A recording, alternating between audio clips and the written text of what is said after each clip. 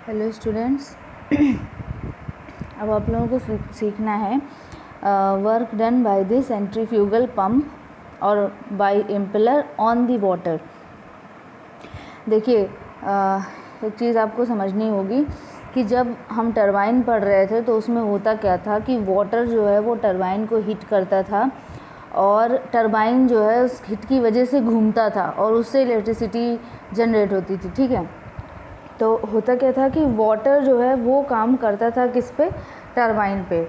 लेकिन अब क्या हो रहा है, अब पंप में इलेक्ट्रिक मोटर से रॉड घूम रही है, शाफ्ट घूम रही है, उस शाफ्ट से इम्पेलर कनेक्टेड है, इम्पेलर घूम रहा है, यानी जो उसकी इम्पेलर घूम रहा है उसकी वजह से वाटर घूम रहा है, वाटर के घूमने की वजह से उसका हेड जो है वो मतलब इंक्रीज़ हो रहा है, हेड इंक्रीज़ हो रहा है। ठीक है, यही प्रोसीजर है। तो सीधी बात है कि इसमें मैकेनिकल एनर्जी जो है वो कन्वर्ट हो रही है हाइड्रोलिक एनर्जी में, यानी इसमें पंप के थ्रू वाटर पे काम किया जा रहा है। और एक चीज़, यही चीज़ लिखी गई है कि सेंट्रीफ्यूगल पंप में वर्क जो है वो इम्पेलर के थ्रू वाटर पे किया जाता है और मैक्सिमम एफिशिएंसी यानी बेस्ट एफिशिएंसी के लिए जो इनलेट में रेडियली इम्पेलर की जो वाटर की जो वेलोसिटी होती है वो ज़ीरो होती है, मतलब कि VW1 = 0 होता है और अल्फ़ा = 90 डिग्री होता है।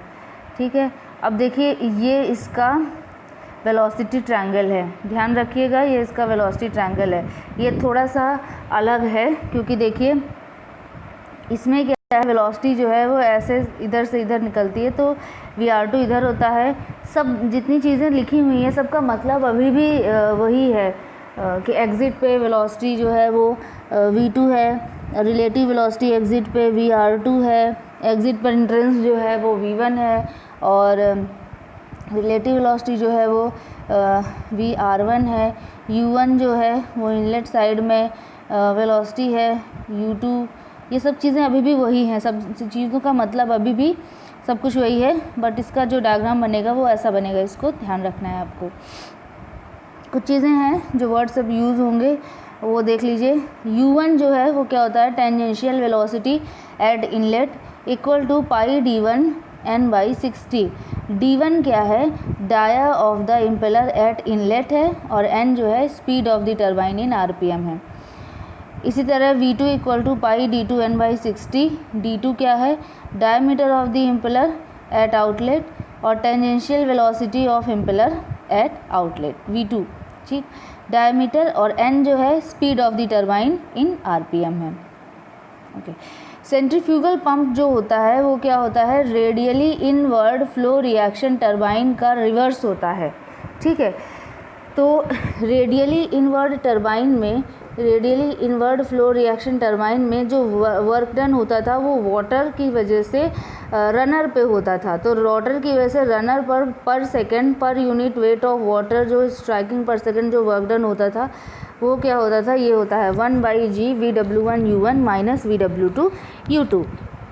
लेकिन इसमें क्या होता है, पंप में जो वाटर पे वर्क किया जाता है, पंप के थ्रू वाटर पे वर्क किया जाता है, लेकिन ये किसका अपोज है, बिल्कुल inward radial flow reaction turbine का अपोजिट होता है। तो वर्क डन तो उतना ही होगा लेकिन निगेटिव साइन के साथ होगा।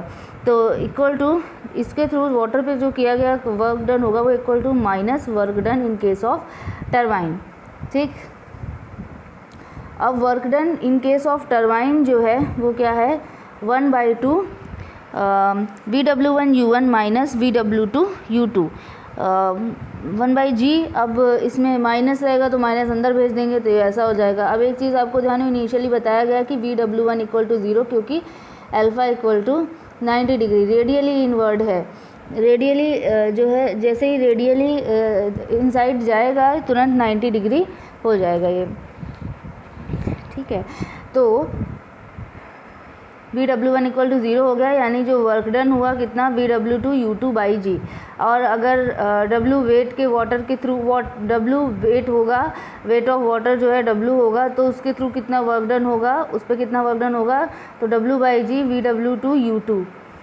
अब क्यू इक्वल टू क्या होता है, वॉल्यूम ऑफ वाटर पर सेकेंड, मतलब cross sectional area into velocity of flow, VF1 pi D1 V1। ठीक है, पाई D1 V1 क्यों लेते हैं, देखिए कुछ ऐसा हम लोग मानते हैं कि फ्लो जो है वो ऐसे जा रहा है, ऐसे जा रहा है, तो वो ये पेरीफेरी है ये इसका, और इतना डेप्थ पे, तो ये इसका क्रॉस सेक्शनल एरिया हो जाता है, और वेलोसिटी ऑफ फ्लो जो है वो VF1। अच्छा, इनलेट एंड आउटलेट पे जो क्यू है वो बराबर होता है, इसीलिए ये value equal to this value. With जो है V2 जो है वो डेप्थ या विथ है एट सेक्शन 2, और B1 जो है वो विथ है एट सेक्शन 1। D1 जो है वो डाया है और D2 भी डाया है इनलेट एंड आउटलेट पे। VF1 जो है वेलोसिटी ऑफ फ्लो है इनलेट एंड आउटलेट पे। ठीक, तो इतना काम तो ये आपका ख़त्म हुआ। अब नेक्स्ट देखते हैं। हाँ, अब देखिए आपको क्या सीखना है, डिफरेंट टाइप ऑफ हेड सीखना है। तो सबसे पहला जो हेड होता है वो होता है सक्शन हेड। सक्शन हेड जो होता है उसको हम लोग इंडिकेट करते हैं स्मॉल HS से, और जो उसकी जो लेंथ होती है, मतलब जो हाइट होती है वो होती कितनी है, जो सम्प लेवल होता है उसको बेस मानिए, वहाँ से सेंटर ऑफ द पंप कितना हाइट पर है, ये उसका सक्शन हेड होता है। ठीक है, डायग्राम में देखिए HS से ये चीज़ शो की गई है। दूसरा हेड होता है डिलीवरी हेड। डिलीवरी हेड क्या होता है, सेंटर ऑफ द पंप से डिलीवरी हेड जहाँ तक ऐसे बाद में आप और आगे तक जाएगा, आगे एक टैंक बना होगा उसमें जो वाटर होगा वहाँ तक का जो हाइट होता है वो आपका डिलीवरी हेड होता है। थर्ड होता है आपका टोटल हेड। टोटल हेड जिसको हमने इंडिकेट करते हैं, हम लोग यहाँ पर इंडिकेट कर रहे हैं कैपिटल H से। ठीक है, जिसको हम लोग इंडिकेट कर रहे हैं कैपिटल H से। ठीक, ये देखिए, और कैपिटल H जो है वो HS और HD दोनों का समेशन होता है। ठीक है, तो अभी इसी चीज़ के बारे में हम लोग डिटेल में सीखते हैं। डायग्राम में आप लोगों को बता दिया मैंने।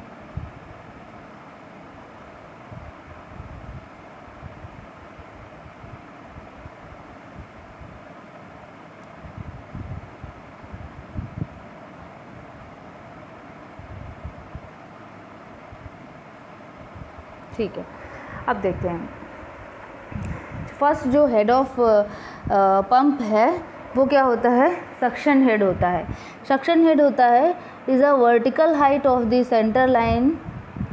सक्शन हेड जो है वो वर्टिकल हाइट होता है किसके बीच की, centre line of the centrifugal pump above the water surface in tank और pump from which the water is to be lifted. जहाँ से वाटर उठाया जाना है उस लेवल से height of centre of pump, ये जो होता है इसे हम लोग सक्शन हेड बोलते हैं। स्मॉल HS से इंडिकेट करते हैं और उसे सक्शन लिफ्ट भी बोलते हैं। दूसरा होता है डिलीवरी हेड। डिलीवरी हेड जो होता है वो वर्टिकल डिस्टेंस होता है किसके बीच का, centre line of the pump and water surface, कहाँ पर, टैंक में जहाँ पर वाटर डिलीवर करना है, उन दोनों के बीच का जो डिस्टेंस होता है उसे डिलीवरी हेड बोलते हैं और उसे HD से इंडिकेट करते हैं। स्टैटिक हेड जो होता है वो डिलीवरी हेड और सक्शन हेड का समेशन होता है। चौथा होता है मैनोमेट्रिक हेड। मैनोमेट्रिक हेड को इंडिकेट, अच्छा हाँ एक चीज़ और, स्टैटिक हेड को कैपिटल HS से इंडिकेट करते हैं, सक्शन हेड को स्मॉल HS से इंडिकेट करते हैं, मैनोमेट्रिक हेड को कैपिटल HM से इंडिकेट करते हैं। और ये ऐसा हेड होता है जिसके अगेंस्ट में सेंट्रीफ्यूगल पंप को काम करना पड़ता है। तो अगर HM की वैल्यू हमें चाहिए या HM का फॉर्मूला हमें निकालना है तो 3 तरीके से निकाला जा सकता है। फर्स्ट क्या है, head imported by the impeller of the work, जो कि कितना हो जाएगा, VW2U2 divide by G minus loss of head in the pump. तो लॉस ऑफ हेड होना कहाँ है, loss of head in impeller and casing. अगर लॉसेस जो हैं वो ज़ीरो हैं तो HM की वैल्यू VW2U2 बाई G के बराबर हो जाती है। ये एक तरीका है। दूसरा तरीका, HM की वैल्यू कैलकुलेट करने के लिए total head at outlet of the pump minus total head at inlet of the pump. अब आउटलेट पे जितनी भी चीज़ें हैं उनको हम लोग सफिक्स में ओ फॉर आउटर से रिप्रेजेंट कर रहे हैं, और इनलेट पे जितना भी है चीज़ें हैं उन्हें हम लोग आई से इंडिकेट कर रहे हैं। तो प्रेशर हेड मतलब P nought by rho g, velocity head मतलब V nought square by 2G, और डेटम हेड मतलब Z नॉट। इसी तरह इनलेट के लिए VI by rho g pressure head, velocity head VI square divide by 2G और Z1। ठीक, अच्छा प्रेशर हेड आउटलेट पे प्रेशर हेड कितना है, डिलीवरी हेड के बराबर है। इनलेट पे प्रेशर हेड कितना है, सक्शन हेड के बराबर है। आउटलेट पे वेलोसिटी हेड क्या है, V नॉट का स्क्वायर बाई 2G को डिलीवरी हेड यानी पाइप में जो गया उस पाइप में वेलोसिटी यानी VD स्क्वायर बाई 2G है। और इधर सक्शन हेड में सक्शन पाइप में जो वेलोसिटी होगी यानी VS स्क्वायर बाई 2G है। इधर यही चीज़ Z नॉट है और यहाँ पर यही चीज़ ZS होगी, क्योंकि सक्शन हेड की सारी वैल्यूज़ ली जा रही हैं। मतलब इनलेट साइड में सक्शन हेड और आउटलेट साइड में जो है डिलीवरी हेड पूरा होगा। नेक्स्ट तीसरा जो आपका फॉर्मूला है HM कैलकुलेट करने का, मैनोमेट्रिक हेड कैलकुलेट करने का, वो क्या होता है, suction head plus delivery head plus frictional head loss in suction pipe और frictional head loss in delivery pipe. और ये किसके बराबर होगा, जो डिलीवरी पाइप है उसमें V स्क्वायर बाई उसका स्क्वायर, डिलीवरी पाइप में जो वेलोसिटी चल रही है उसके हेड के बराबर होगा। ठीक, तो 4 तरीके के हेड आपको सीखने के लिए मिले। नेक्स्ट जो टॉपिक आप लोगों को देखना है उसमें क्या है, एफिशिएंसी है, efficiencies of a centrifugal pump. Centrifugal pump की एफिशिएंसी, मेनली 3 एफिशिएंसी के बारे में आपको जानना है। मैनोमेट्रिक एफिशिएंसी जिसे हम लोग नीटा MAN से रिप्रेजेंट करते हैं, मैकेनिकल एफिशिएंसी जिसे हम लोग नीटा M से इंडिकेट करते हैं, और ओवरऑल एफिशिएंसी जिसे हम लोग नीटा नॉट से इंडिकेट करते हैं। अब इन तीनों को समझने से पहले एक प्रोसीजर समझ लेते हैं। देखिए सबसे पहले क्या होता है, इलेक्ट्रिक मोटर लगी होती है। इससे क्या होता है, शाफ्ट कनेक्टेड होता है। शाफ्ट में आपका पंप का इम्पेलर लगा होता है, इसमें वेन्स लगे होते हैं, और वेन्स जो है उसके बाद वाटर पे हिट करते हैं। ठीक, तो हर जगह पर ट्रांसफ़र हो रहा होता है। जैसे शाफ्ट पे जो पावर होती है इसे हम लोग शाफ्ट पावर बोलते हैं, रनर पावर होता है इसे हम लोग रनर पावर या इम्पेलर पावर बोलते हैं। ठीक, तो जैसे जैसे वाटर प्रोसेस आगे की तरफ बढ़ता जाता है कुछ ना कुछ लॉसेज होते जाते हैं। तो हर एक स्टेज में जो पावर आगे की तरफ बढ़ती जा रही है वो धीरे धीरे कम होती जाती है। तो उन्हीं का जो रेशियो होता है लॉसेस की वजह से जो कम हो रहा है, जो अवेलेबल एनर्जी जो बच रही है वो उनका रेशियो ही एफिशिएंसी होता है। देखिए सेंट्रीफ्यूगल पंप के केस में जो वाटर है वो शाफ्ट से, जो वाटर है वो क्या होता है, इलेक्ट्रिक मोटर से शाफ्ट से पंप, और पंप के बाद इम्पेलर, इस तरह एनर्जी का ट्रांसफ़र होता है। इम्पेलर के बाद जो पावर है वो वाटर को दी जाती है। ये वाटर जो है वो ये जो वाटर है, वाटर पे जो एनर्जी है वो सबसे कम एनर्जी आगे तक जाती है। ठीक, तो इस तरह जो कुछ एफिशिएंसी हमारे पास बचेंगी वो होगी मैनोमेट्रिक एफिशिएंसी। सबसे पहले जो मैनोमेट्रिक एफिशिएंसी है वो दो पावर का रेशियो होती है। वो होता कौन सा है, manometric head divide by head imparted by the impeller to water. ठीक, तो जो मैनोमेट्रिक हेड है वो उसको तो हम लोग HM से इंडिकेट करते हैं, और head imparted by impeller to water VW2 U2 by G। तो ये फॉर्मूला एकदम से कैसे आ गया इसके बारे में देखते हैं। जो फर्स्ट है वो क्या है, power given to water at the outlet of the pump, manometric head multiplied by total weight divide by 1000 kilowatt में चेंज करना है। पावर एट द इम्पेलर पे जो पावर होगी, power given by the impeller पर सेकेंड मतलब VW2 U2 divide by G multiplied by W divide by 1000, तो kilowatt में चेंज हो गया। इन दोनों का जो रेशियो होगा वही मैनोमेट्रिक एफिशिएंसी होगा। तो मैनोमेट्रिक दोनों का रेशियो किया और वैल्यू हमें ये मिली GHM divide by VW2 U2। Next जो एफिशिएंसी आपको सीखनी है वो क्या है, मैकेनिकल एफिशिएंसी है। मैकेनिकल एफिशिएंसी दो तरीके की पावर का रेशियो होती है। कौन कौन सी power? Power available at the impeller divide by power available at the shaft of the centrifugal pump. तो इम्पेलर पे कितना पावर अवेलेबल है? वर्क डन बाई इम्पेलर पर सेकेंड पूरे वेट के थ्रू, तो W/G VW2U2/1000 किलोवाट में डिवाइड बाई शाफ्ट पावर, यही हमारा क्या हो जाएगा? मैकेनिकल एफिशिएंसी हो जाएगा। थर्ड जो आता है वो है ओवरऑल एफिशिएंसी।